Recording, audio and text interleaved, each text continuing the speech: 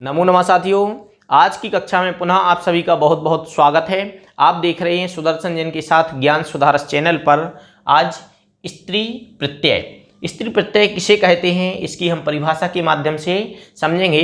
अभी आपने पूर्व की वीडियो में तद्धित और कृत प्रत्यय के बारे में पढ़ा। आज हम स्त्री प्रत्यय के बारे में पढ़ेंगे। अगर आपने अभी हमारा यह चैनल सब्सक्राइब नहीं किया तो जो नीचे आपको लाल रंग का सब्सक्राइब बटन दिख रहा है, अगर नहीं किया है तो लाल रंग का सब्सक्राइब बटन होगा, उसको आप दबाकर जरूर चैनल को सब्सक्राइब करें, क्योंकि इस पर हम आगे की भी आपको तैयारी से संबंधित वीडियो आपको प्रदान करते रहेंगे। चलिए तो प्रारंभ करते हैं।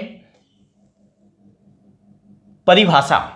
किसी भी विषय को समझना है तो सर्वप्रथम हमें उसकी परिभाषा समझनी होगी।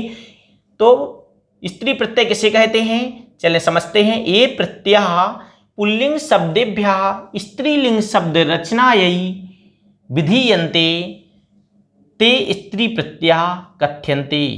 अर्थात जो प्रत्यय पुल्लिंग शब्देभ्यः स्त्रीलिंग शब्द रचनायै, पुल्लिंग शब्दों से स्त्रीलिंग शब्दों की रचना के लिए प्रयुक्त होते हैं, उन्हें हम क्या कहते हैं, स्त्री प्रत्यय कहते हैं। किसे कहते हैं, जो प्रत्यय पुल्लिंग शब्देभ्यः स्त्रीलिंग शब्द रचना, स्त्रीलिंग शब्दों की रचना के लिए प्रयुक्त होते हैं, उन्हें हम क्या कहते हैं, स्त्री प्रत्यय कहते हैं। यथा जिस प्रकार टाप, गीप, गीन और गीस इत्यादि ये प्रत्यय हम आज पढ़ेंगे।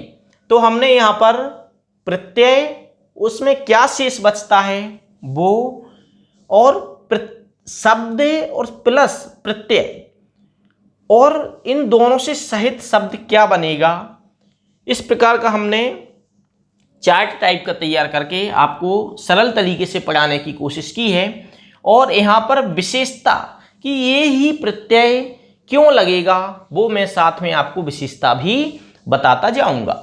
चलिए तो प्रारंभ करते हैं टाप प्रत्यय से। तो और साथ में आप सब्सक्राइब करके जो बेल आइकॉन है उसको भी आप जरूर दबाइएगा, जिससे कि हमारी आपको जो भी वीडियो डले तुरंत आपके पास पहुंच जाएगी। चलिए प्रारंभ करते हैं टाप प्रत्यय। टाप प्रत्यय,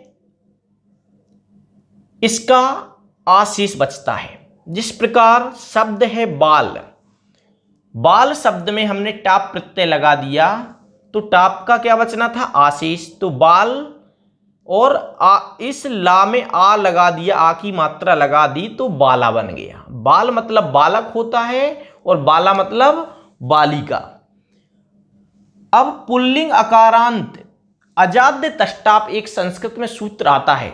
अज आदि शब्दों को, हमें पुल्लिंग शब्दों को अगर स्त्रीलिंग बनाना है तो उसमें हमको टाप प्रत्यय लगाना होगा। ठीक है, तो बाल में बाला, ठीक है, तो क्या बन गया,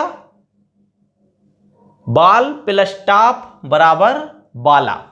तो इसमें अकारांत पुल्लिंग। और जैसे बालक प्लस टाप, तो ये बालका बनना चाहिए। बालक प्लस टाप तो बालिका क्यों बना, बालक का बनना चाहिए। नहीं, इसका एक नियम है कि अक अंत युक्त शब्द, अर्थात जिस शब्द के अंत में अक हो वहां पर अक का क्या हो जाएगा, इका हो जाएगा। बालक प्लस टाप बालिका, मूसिका, शिक्षिका इत्यादि बहुत सारे शब्द बन सकते हैं जिसमें अंत में क्या लगेगा, इका, इका इत्यादि लगेगा। बाला, इसमें क्या, बाला, अश्वासुता, ठीक है। तो इसमें प्रथमा, इसमें सब में क्या, जैसे सुत, सुत मतलब पुत्र होता है, उसमें टाप लग जाएगा तो सुता, सुता मतलब पुत्री। यहां पर सुता, सुता मतलब क्या हो जाएगा, पुत्री। सुत शब्द में टाप प्रत्यय लग गया तो सुता बन गया। अब देखते हैं हम गीप प्रत्यय। गीप प्रत्यय थोड़ा ध्यान से समझना। गीप प्रत्यय का अंत में शेष बचता है ई। क्या बचता है, ई। अब जो इसके कुछ नियम हैं हमने यहां पर संक्षिप्त में लिखने की कोशिश की है। जैसे एक नियम है ऋन्नेभ्यो गीपो, ऋन्नेभ्यो गीप अर्थात री और नी ये अंत में हो तो गीप प्रत्यय लगेगा। क्या? री अंत में हो और नी, एक सूत्र है ऋन्नेभ्यो गीप, री और नी अंत में अगर हो तो वहां पर क्या लग जाएगा? गीप प्रत्यय लगेगा। तो जैसे कर्तृ शब्द है अंत में री की मात्रा, अब इसमें गीप प्रत्यय लगेगा तो क्या बन जाएगा?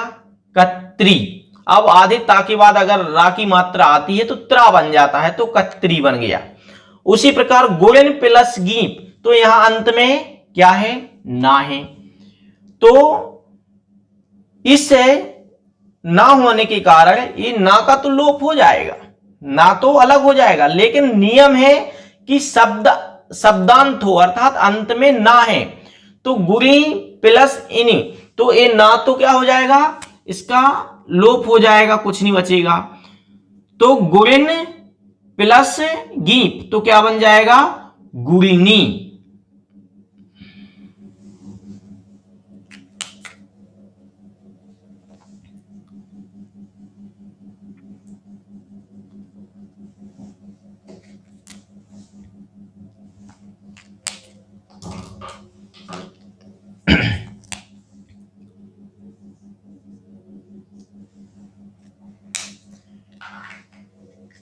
गुणिन प्लस गीप क्या बनेगा? गुणनी, अर्थात अंत में ना है इसलिए यहां पर गीप प्रत्यय लग जाएगा तो गुणनी बन जाएगा। तो एक सूत्र याद रखना है ऋन्नेभ्यो गीप अर्थात री और निरी अगर अंत में आए तो वहां पर गीप प्रत्यय लगेगा। तो गुणनी, कर्त्री, धात्री, ठीक है। अब दूसरा नियम है जिसके अंत में कर हो या टिदंत, तित अंत में हो, तो यहां पर हमने शॉर्ट में लिख दिया कर और टा, ये दो अंत में हो तो क्या हो जाएगा? वहां पर भी गीप प्रत्यय लगेगा। तो भोग कर शब्द है अंत में कर है तो यहां पर क्या लग जाएगा? गीप प्रत्यय। तो भोग करी, यहां का गीप का ई शेष बचना है तो भोग करी। अब यहां पर शब्द आया देवट, देवट, देवट शब्द में जो गीप प्रत्यय लगेगा, जो टा है उसका क्या हो जाएगा? लोप हो जाएगा तो देवी, देवी बन जाएगा क्योंकि ये टा जो है वो अलग हो जाएगा, ठीक है। तो देवट प्लस गीप अर्थात देवी।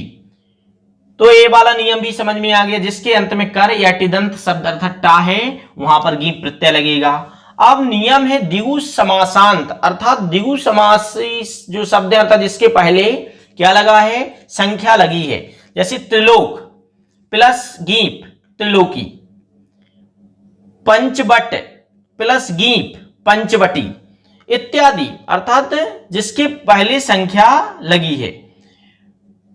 अब आता है चौथा नियम उगितश्चे, उगितश्चे अर्थात उ और री जिसका लोप हो गया हो ऐसे शब्दों में भी गीप प्रत्यय लगेगा। तो श्रीमत, इसमें मतु प्रत्यय, श्री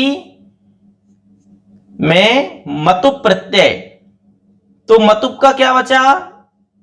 उ का यहां अंत में उ है तो उ का लोप हो गया, लेकिन यहां पर अंत में है तो इसलिए मत, श्रीमत प्लस गीप श्रीमती। उसी प्रकार गच्छत, गच्छत ये सत्री प्रत्ययांत है अर्थात इसमें गच्छत जो दिख रहा है तो इसमें सत्री प्रत्यय लगा हुआ है तो इसका बन जाएगा गच्छन्ति, ठीक है। तो उ और री जिसका लोप हो चुका है वर्तमान में नहीं दिख रहे हैं लेकिन शब्द वो ही है तो वहां पर गीप प्रत्यय लगेगा। अब बयसी प्रथमी अर्थात बयसी प्रथमी अर्थात प्रथम अवस्था का ज्ञान कराने वाले शब्दों में भी इस गीप प्रत्यय लगेगा। जैसे कुमार, कुमार प्लस गीप क्या हो जाएगा? कुमारी, कुमार प्लस गीप कुमारी इत्यादि शब्द। और भी कोई भी कुमार इस अवस्था से वयस अवस्था से संबंधित होगा तो उसमें क्या आ जाएगा, गीस प्रत्यय आ जाएगा। किशोर प्लस गीस, किशोरी इत्यादि बहुत सारे। और अकारांत पुल्लिंग शब्दों को तो स्त्रीलिंग बनाने के लिए गी प्रत्यय है ही, अर्थात कोई भी अकारांत अगर हमें शब्द बनाना है, जैसे नदी, नद प्लस ई नदी, कोई भी देव प्लस ई देवी इत्यादि कोई भी शब्द अगर हमें बनाना है तो उसके लिए तो गी प्रत्यय प्रयुक्त करना ही है। तो अब हम चलते हैं, गी प्रत्यय हमने समझ लिया, जिसमें री और नी अंत में हो, जिसके अंत में कर और टिदंत हो, दिगु समासांति हो और ऊ री का लोप हुआ हो, और प्रथम अवस्था का ज्ञान कराने वाले और अकारांत पुल्लिंग शब्दों में गी प्रत्यय लगेगा। गीस प्रत्यय ई शेष बचता है। इसकी विशेषता क्या है, अकारांत जातिवाचक, अकारांत जातिवाचक शब्द हो, अंत में उपधा में या नहीं हो। तो मृदु, जैसे मानुष, मानुष अकारांत है, जातिवाचक है, उपधा में या भी नहीं है, इसलिए इसमें गीस प्रत्यय लगेगा तो मानुषी इत्यादि बनेंगे। अब देखते हैं उकारांत गुणवाचक, जातिवाचक और गुणवाचक शब्दों में गीस प्रत्यय लगता है। गीस प्रत्यय कहां लगता है, जातिवाचक और गुणवाचक शब्दों में। अकारांत जातिवाचक हो और उकारांत गुणवाचक शब्द हो, उसमें कौन सा प्रत्यय लगेगा, गीस प्रत्यय लगेगा। जैसे मृदु, मृदु मतलब मीठा होता है, इसमें गीस प्रत्यय लगाएंगे तो मृदबी। और पटु, पटु मतलब होशियार निपुण, इसमें भी अंत में क्या है, ऊ है, इसलिए इसमें भी गीस प्रत्यय लगेगा तो पटु का पटवी अर्थात निपुण। तो एक गीस प्रत्यय समझे। गीस प्रत्यय की पहचान अकारांत जातिवाचक हो और उकारांत गुणवाचक हो, ऐसे शब्दों में गीस प्रत्यय लगता है। गीन प्रत्यय का उदाहरण एक के माध्यम से हम समझ सकते हैं कि एक सूत्र है निरि नरियुश्च, अर्थात निरि और जातिवाचक शब्दों में हम गीन प्रत्यय लगाते हैं तो गीन का ई शेष बचेगा। जैसे नर जातिवाचक है तो इसमें नर में गीन प्रत्यय लगाएंगे तो नारी शब्द बन जाएगा। इस प्रकार आज हमने स्त्री प्रत्यय के बारे में पढ़ा। तो छात्रों, साथियों, अगर आपने यह हमारा चैनल सब्सक्राइब नहीं किया है तो पुनः चैनल को सब्सक्राइब करें, जिससे कि आपको हमारी आगे आने वाली वीडियो की नोटिफिकेशंस शीघ्र प्राप्त हो।